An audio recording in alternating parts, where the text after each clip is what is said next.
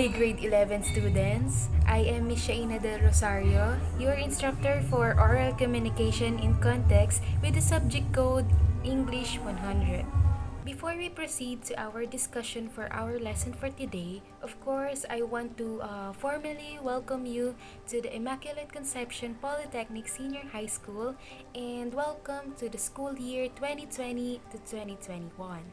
We all know that this is not the usual school year that you have experienced in the past years, but we have to accept the fact that it is part of what we call new normal, right? And we must not stop by this pandemic. Always think that there are ways, a lot of ways to continue our lives, especially our education in this new normal. So with that, let us proceed to the discussion. So our subject is oral communication in context. But before we proceed to that word oral communication, let us first define the word communication. Okay? So the question here is, or the very first question as we open our discussion for this subject is, what is communication? Okay, so I have here a photo, actually three pictures. Okay, so the first picture is a parrot with a mic. Okay, so as you can see, parrot communicates or just repeat what people say, right? So the question is, can animals or can a parrot communicate with others, especially to people? So that's the question. Then next picture is a baby. Okay, a baby is crying. Okay, so baby communicates through what? Okay, a baby communicates through crying, right? Through laughing, through smiling. So baby usually cry because they are hungry. Okay, because there is something that hurt them, right? So that's their way to communicate with their mom, with their parents, with other people. Okay, and for the third picture, okay, as you can see, there are two people. Okay, so a man and a woman who communicates through what? Through phone or through phone call. It means that people can communicate even though there are distance between them, right? Okay, so now let's have the definition of the word communication. So as you can see, according to this definition, communication is the process of sharing and conveying messages or information from one person to another within and across channels, context, media, and culture. Okay, so communication is a process. Okay, when we say process, there are what? There are a particular steps, right, of sharing. Okay, sharing or expressing, okay, messages or information from one person to another. Okay, so the question is, can we communicate with ourselves? If according to the definition we have, or I mean according to the definition, it is conveying messages from one person to another. Okay, so that's the hanging question that we have to answer as we go on to this discussion. Okay, so according to the second definition, it can be a face-to-face interaction. Okay, wherein you are with you are with the person you are talking to. Okay, you are with the person physically. Okay, you are talking to that person physically. Okay, or it can be a phone conversation. Okay, if you are not with that person physically. Okay, so you can of course communicate with them through a phone call, right? Or a group discussion wherein it consists of two or more people, right? A meeting or interview, a class recitation, okay, when a teacher asks you questions during discussion, okay, it is called communication, right? Because you express your ideas, you express your answers, right? And many others. So it means that there are many ways to communicate with other people, okay? So another is it is essential to human life. Okay, so communication is very important for us because according to a quotation, no one is an island, right? Everyone needs someone. Okay, so we need to communicate, of course, because communication helps us to, just like in the definition, communication helps us to express our opinions, our informations, our emotions. So, of course, communication is one of the important matters in life, right? So, the primary way to communicate is through oral communication. Okay? So, when we say oral communication, it is what? It is expressing your ideas by word of mouth. Okay? So, it is the primary way, okay, or to communicate with other people. It means that there are many ways, okay, for you to express what you want to say, okay? Because there are a lot of ways to communicate, not just orally, okay? So always think of that. And this includes language, of course, when you are using oral, okay, as a way of communicating with other people. Of course, it includes language or languages, right? Like English, Filipino language, and many others, okay? So understanding communication, particularly oral communication, helps us become more competent in communication.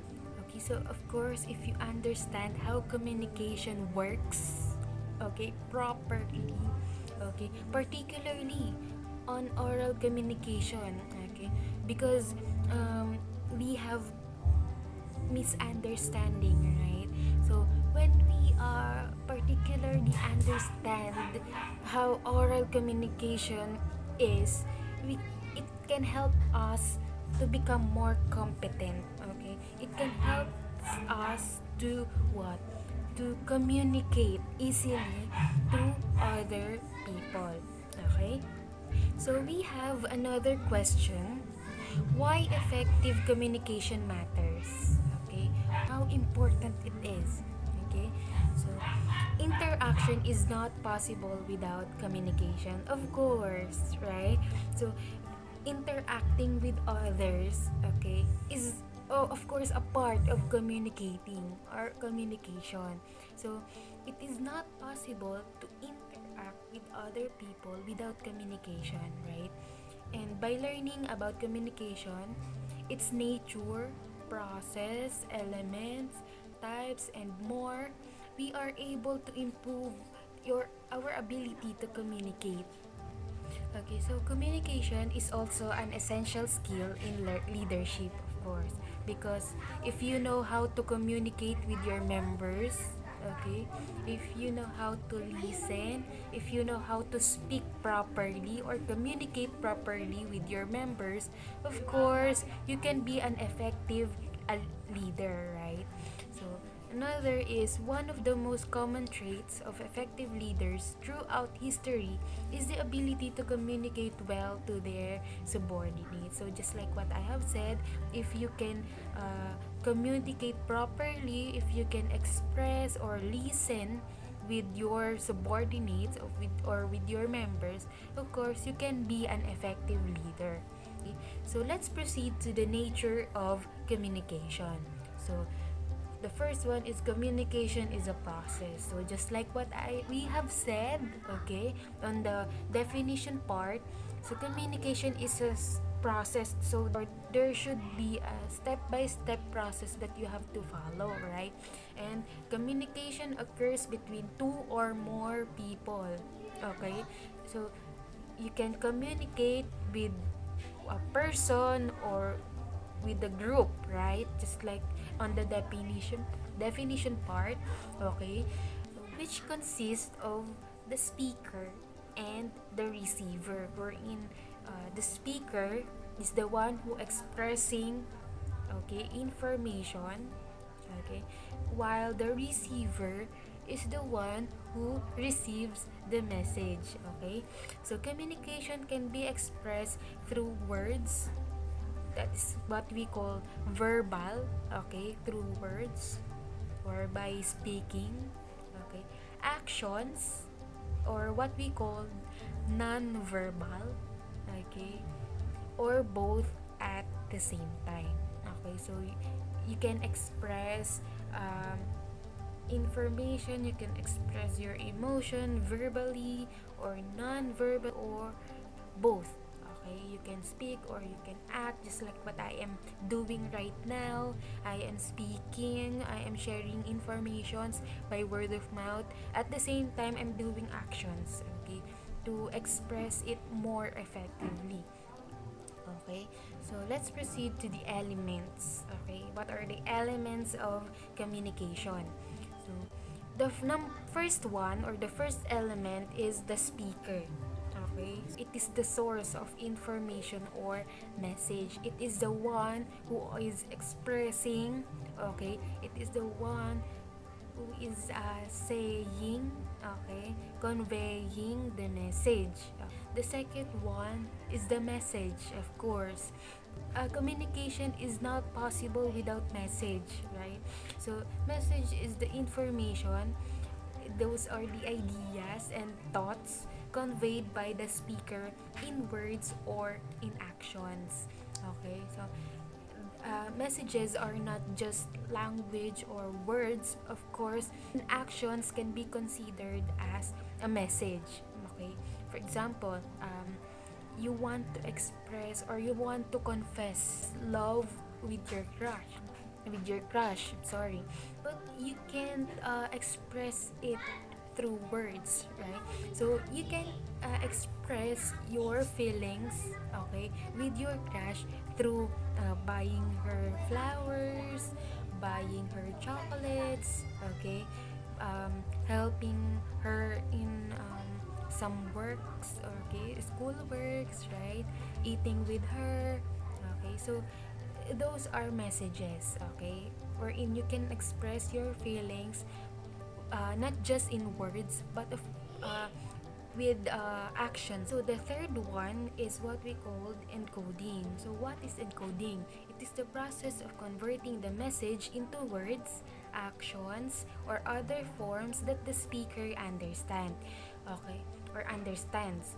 It is the way, okay, it is your way on how you will express, okay, your emotion, your opinions, or information. For example, you are in love with a girl and you didn't know how to express it. So you are thinking that, oh my god, how can I express or how can I tell her that I am in love with her? So it's the time that encoding enters, okay? So it is the process on how you convert, okay, the information that you are thinking into words, actions, or other form of expression, okay. Okay, number 4 is channel. So what is channel? It is the medium such as personal or non-personal, verbal or non-verbal, in which the encoded message is conveyed. Okay, it is how you express your ideas, your opinions, your emotions. Okay, it is the medium. Okay, so next, number 5 is decoding. Okay, it is the process of interpreting the encoded message of the speaker by the receiver. Okay, so it is what receiver interprets, okay, the encoded message. For example, you okay, you already express, okay, you already express your feelings with that girl, with actions, okay, without saying it, okay, are just helping her, you are just buying her chocolates, buying her flowers, okay. So decoding enters when the receiver interprets your actions, okay. For example, she thinks that you are courting her because you always buy her chocolates, you always buy her flowers, okay. So as you can see, without any words, receiver can decode, or they can interpret what you are saying or what you are doing, okay, what are your actions, okay. So uh, sometimes misunderstanding enters when the interpretation is not correct, okay. So that's the problem with that, okay. Next, number 6 is receiver. Okay, when we say receiver, it is the recipient of the message. It is the one who decodes, who interpret, who receive the message from the speaker. Okay, and number 7, feedback. Okay, when we say feedback, it is the reactions, responses, or information provided by the receiver. Okay, so it is the answer, okay, it is the feedback, it is the reply, okay, it is the response provided by the receiver, okay. For example, I am the speaker and I tell him that I love him. So the receiver's feedback depends on what? Depends on the information or the interpretation, okay. Depends on his or her interpretation. Okay. Next, number 8 is what we call context. Okay? Context is the environment where communication takes place. Okay? So it is the place, okay? The place, the time. So that's the context, the environment wherein communication happens, okay. And number 9 is the barrier, okay. It is the factor, or these are the factors that affect the flow of communication, okay. So it is what? The hindrance. When we say barrier, it is the wall, it is the hindrances, the barriers wherein it affects the flow of communication. For example, when you are communicating with your friend through phone call and there are dogs barking, okay, your parents keep on shouting, your siblings keep on playing and making noise, so that's considered as barriers because you cannot hear each other because of those barriers, of those noise, right. So that's an example of what we call barriers, okay. So now let's proceed to the models of communication. What are the models? So number 1 is the Shannon-Weaver model, okay. So it is the mother of all communication models.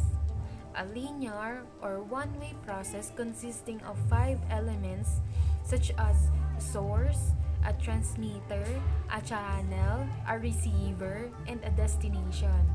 Okay. It has been criticized for missing one essential element in communication process, or what we call feedback. Okay, so as you can see, when it is a linear or just one-way process of communication, so only the speaker, okay, giving his or her information, okay, there is no feedback in this model. So what are the example of this Shannon and Weaver model? Okay, so for example, just like this, okay, me as a speaker, I keep on giving information without hearing any feedback, okay. So I am the source wherein informations comes from the speaker, okay. There is a transmitter, there is a channel, a receiver, which is you as a student, and a destination. Okay, but of course, in this the disadvantage of this model is there would be no feedback. Okay, so that's the disadvantage of using this model. So the second one is transactional model. When we say transactional model, a two-way process. Okay, so back to the Shannon Weaver model, according to the definition, it is just a one-way process, wherein transactional model is a two-way process with the inclusion of feedback as one element. So in Shannon and Weaver, there is no feedback, but here in transactional model, there is already a feedback. Okay, so feedback comes from what? Comes from our receiver, right? Okay, so this model is more interactive. Okay, so that's the advantage, or that's the good point of transactional model, because since this model is a two-way process, so it is very interactive. Okay, there is a collaborative exchange of messages communicators with the aim of understanding each other. Okay, so next, what are the functions of communication? Okay, so number one, control. Okay, functions to control behavior. Next, number two, social interaction. Communication allows individuals to interact with others, of course. Number three, motivation. It motivates, okay, and encourages to live better. Next, number four, emotional expression. It facilitates people's expression of their feelings and emotions. Okay?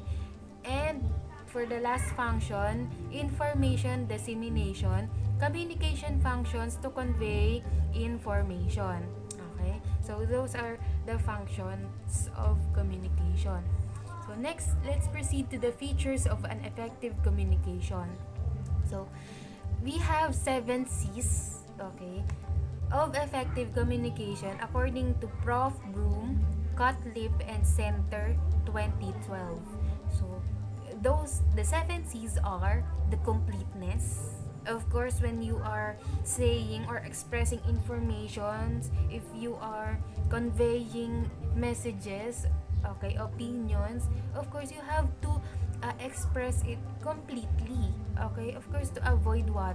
To avoid misunderstanding, right? Next, number 2 is conciseness. 3, consideration. 4, concreteness. 5, courtesy. 6, clearness. And 7, correctness. So those are the features that you have to consider, okay, to have an effective communication. Next, what are the barriers? So earlier, okay, we already discussed this. Okay, so the first one is emotional barrier. So how can we say that our emotions is sometimes a barrier in communication? Because, for example, when you want to talk with your friend who has a problem, who is crying or currently crying, and you want to tell her or tell him that you achieved something, that you are happy because you achieved something, you are happy because it is your birthday, but your friend is crying because he or she has a problem. So the barrier there is the emotion, right? The second one is the use of jargon. So, of course, in communicating with other people, you have to consider the languages that you are going to use. If they have capacity to understand or need you, just like that. So, number 3, lack of confidence. Of course, we can say that a lack of confidence can be a barrier. Why? Because if you are shy in expressing, for example, we have recitation, and your teacher asks you a question and you are shy to answer, you are afraid to answer. So the barrier is that you are lack of confidence. So communication is what is not effective.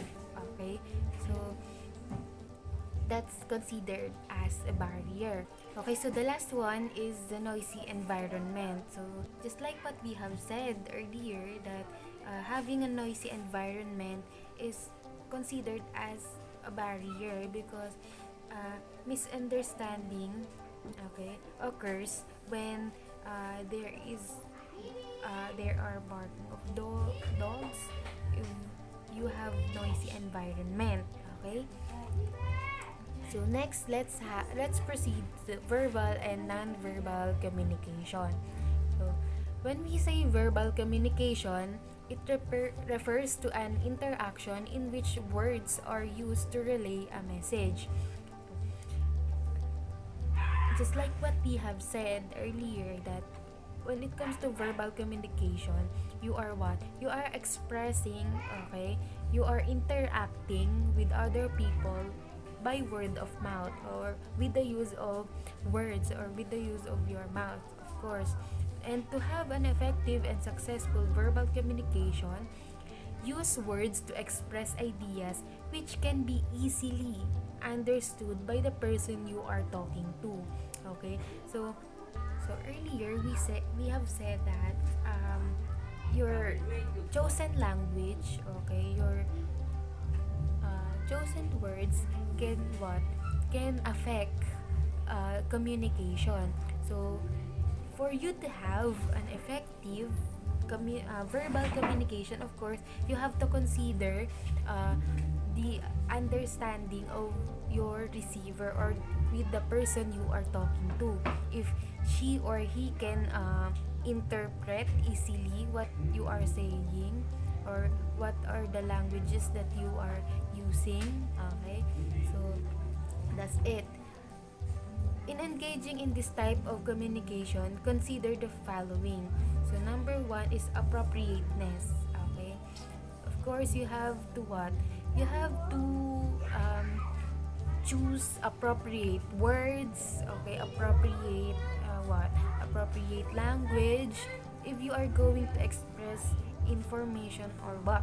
So for example, you want to express feelings. Okay, you are in love with a girl and you want to express your feelings with her, so you have to choose appropriate words, okay, for her to what, to easily understand what you are saying.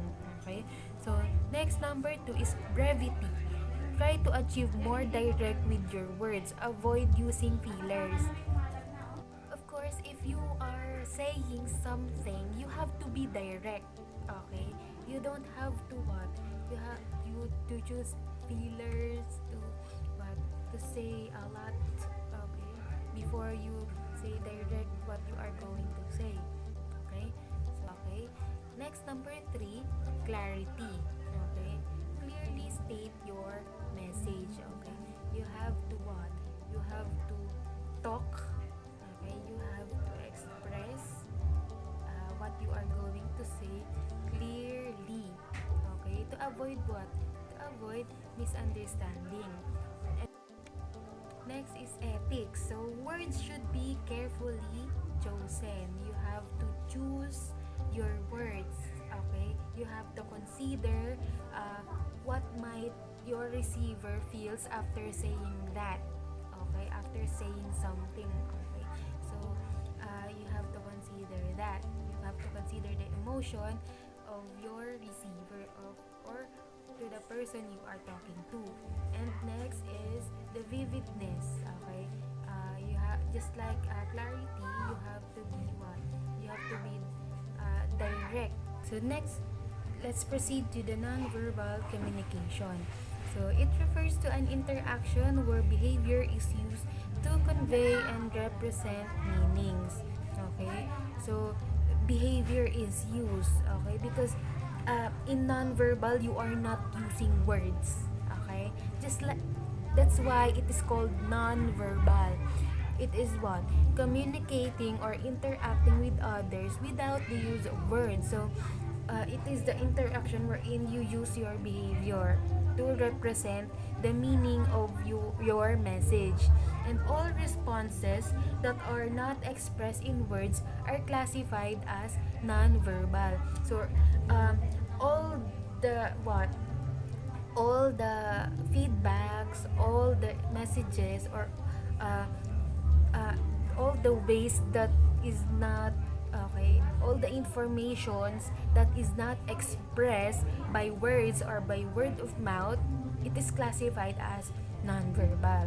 Okay, so it enhances and emphasizes the message of your speech, make it more meaningful, truthful, and relevant. Okay, so with the use of actions or with the use of nonverbal, okay, it can enhance or it can emphasize the message you are what you are expressing through words. Okay, just like what I am doing.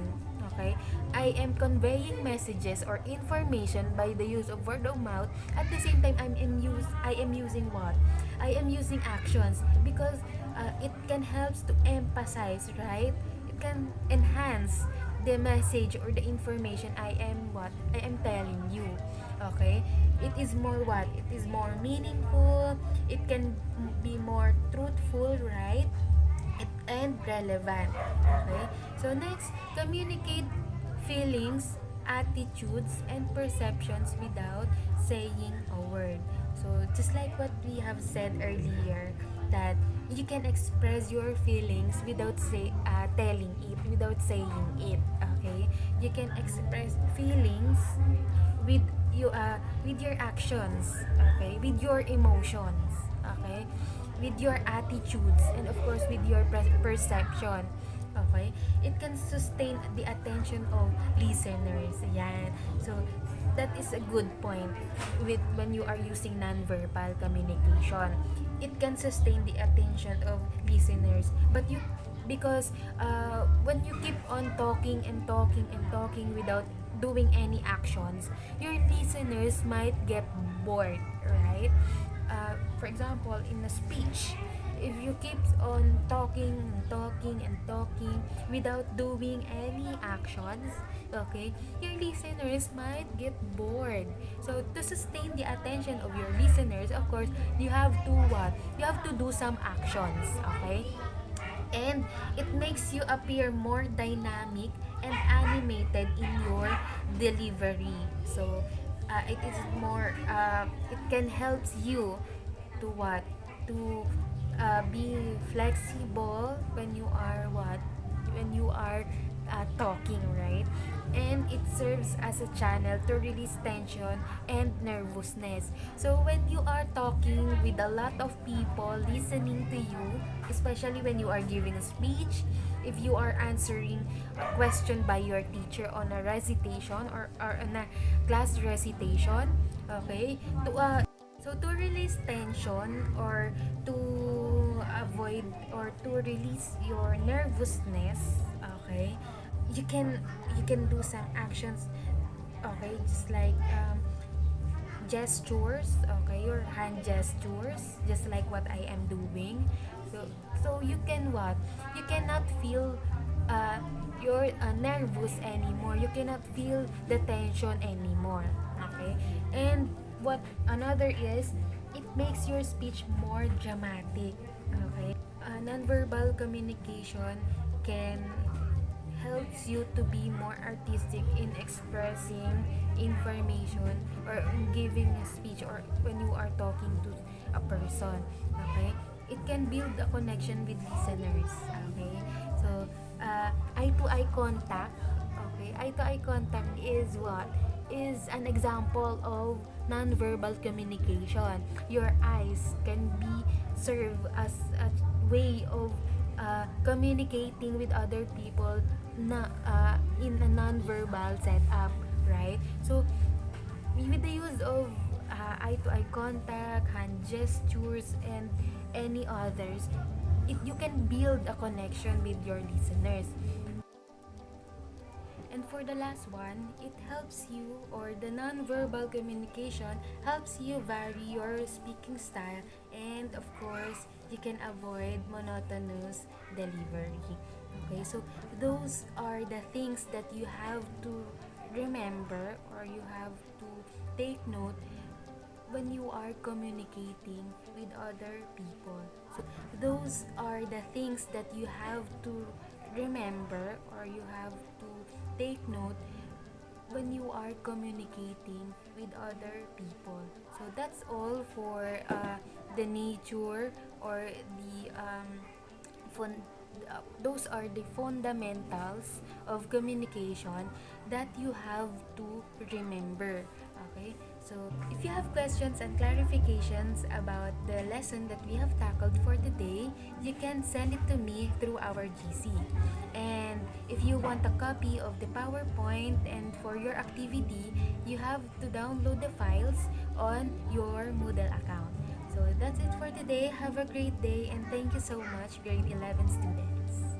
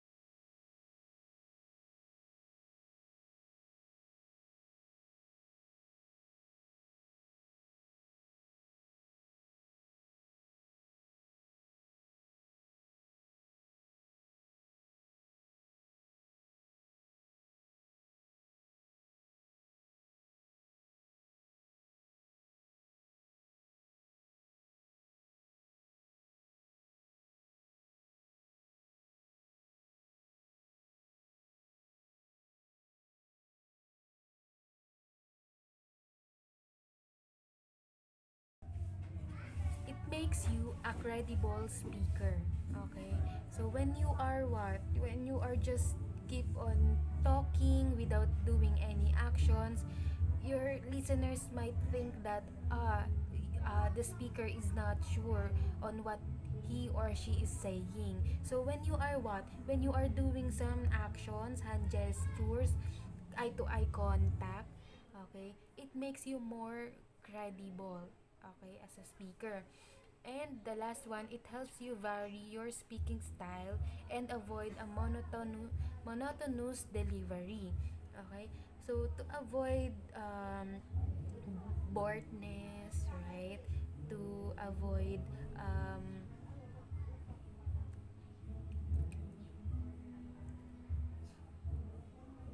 okay, to avoid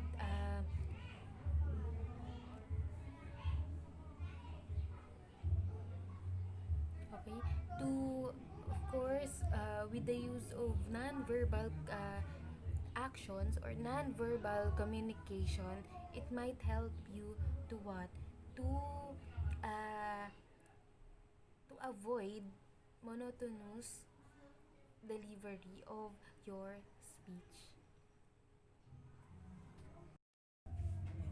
It makes you a credible speaker.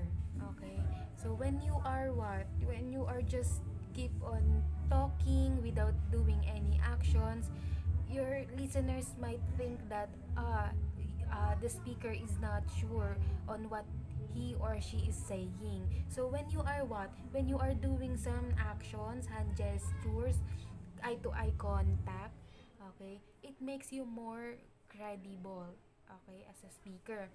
And the last one, it helps you vary your speaking style and avoid a monotonous delivery. Okay? So to avoid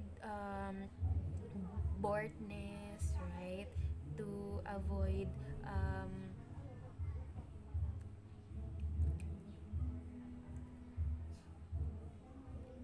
Okay, to avoid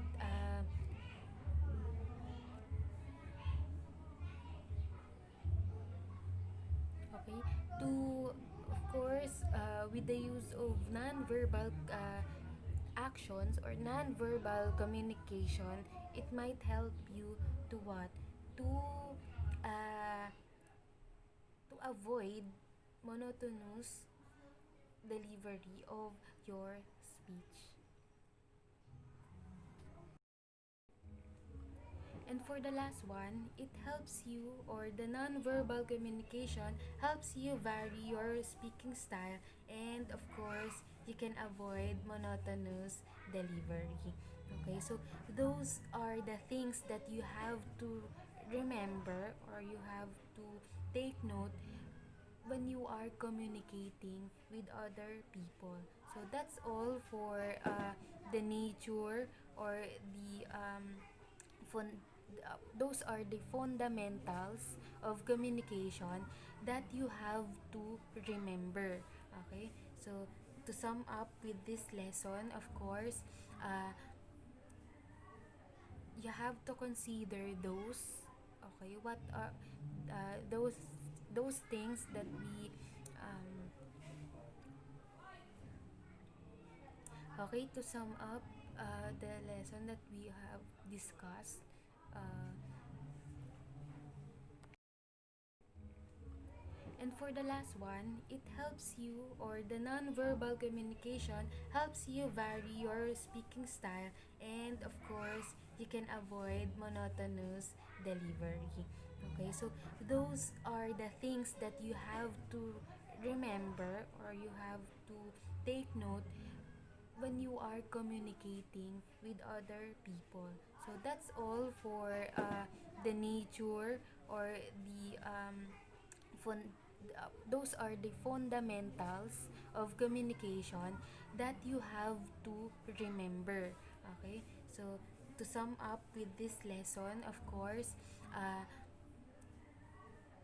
you have to consider those, okay, what are those things that we um, okay, to sum up the lesson that we have discussed, uh, if you have questions and clarifications about the lesson that we have discussed for today, you can send it to me through our GC. Okay, and if you want a copy of the PowerPoint and for your activity, you can download it again. If you have questions and clarifications regarding to the discussion, if you have questions and clarifications about the lesson that we have tackled for today, you can send it to me through our GC. And if you want a copy of the PowerPoint and for your activity, you have to download the files on your Moodle account. So that's it for today. Have a great day, and thank you so much, grade 11 students.